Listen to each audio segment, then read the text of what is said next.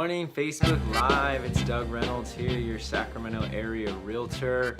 And today I want to real quickly talk about move-up buyers or move-up buying and how that works, the ins and outs of it. I have a lot of clients that have been coming to me the last year or so where they were first-time home buyers in maybe 2010, 11, 12, 13. And they bought kind of their first house. They didn't have much money. They had a small little down payment. They bought a property.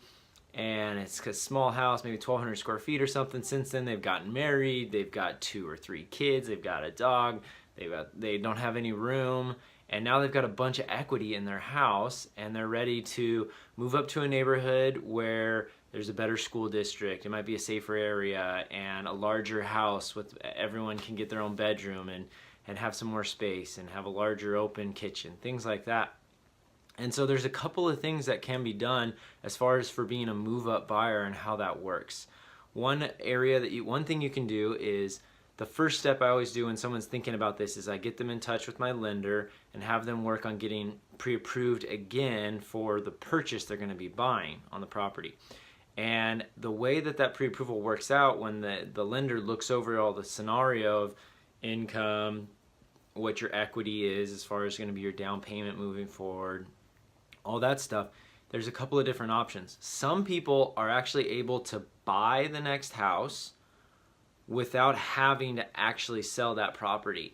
And there's some pros and cons to it. You can end up having kind of a double mortgage payment for a month or two there.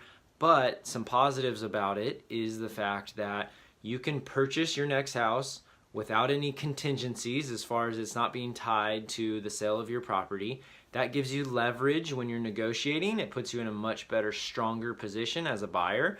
And so you can buy that property straight up without having to tie it to your house that you're in currently right now.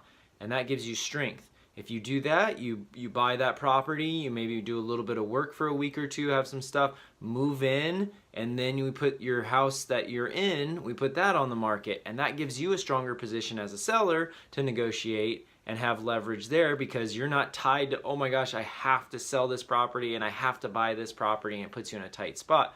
So that's one option. Buy first, move in, sell the next place. We can time it pretty closely to the fact that usually maybe you'll have one mortgage payment kind of doubled up, overlapped a little bit, but nothing too bad. Secondly, we can make it contingent. So we can put your house on the market. We can make it look great, do the good marketing, put your house on the market, and say, hey, any buyers that are interested in the property, it's contingent upon you finding another house. So a buyer comes, we say, hey, we're selling you this house, but it's contingent upon us finding another property.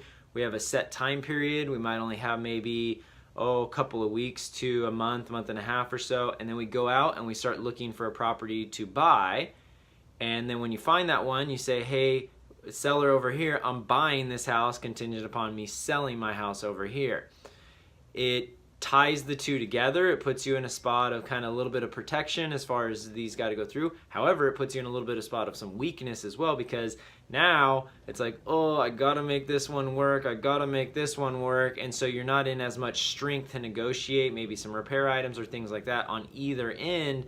It does tie it down a little bit, but it kind of protects you as far as you're not going to end up with 2 mortgages. We can close on this one and then close on that, close on this one and then close on that one right away. Within a day or two of each other, they close concurrent with each other, and typically we can negotiate and work it out as far as only moving one time that way as well. So scenario 1, you'd only move one time. Scenario 2, we just went over, you'd only move once. And then we can do that same scenario but in reverse. We go and look for a property. Your house is not on the market yet. We go and look for a property. We find a property and we say, hey, seller, we really want to buy your house, but it's contingent upon us selling this home. Got to get a seller that's willing to do that so that you're not in as much strength, but got to get a seller that can do that. They say, okay, you have a short period of time. You put this house on the market, got to find a buyer, get it into escrow, and you tie them in together with each other that way. So either you can kind of sell your place first and then go to look to find something to buy, or you can buy something first and then go to look to get your place sold. Those are tying those together with contingencies. They can work well, but they kind of lower your strength a little bit sometimes. Third option is you can put your house on the market over here, you can sell it, and then you have no contingencies for the buyer whatsoever. Sell that property, and then you can go and move into a short-term rental property, either some type of month-to-month or a 6-month lease or something. You sell this property, you are in strong negotiating position from start to finish. We close on that one, you do a temporary move for a little while, and then you've got all your money from the down payment, you're ready to go, and then you can shop for the house, and you're in a position of strength there as well too, and you're able to look in houses, negotiate, do whatever, and then you buy that one. No issue of having double mortgage payments. However, you move twice with that process. Some people like it, some people don't like it.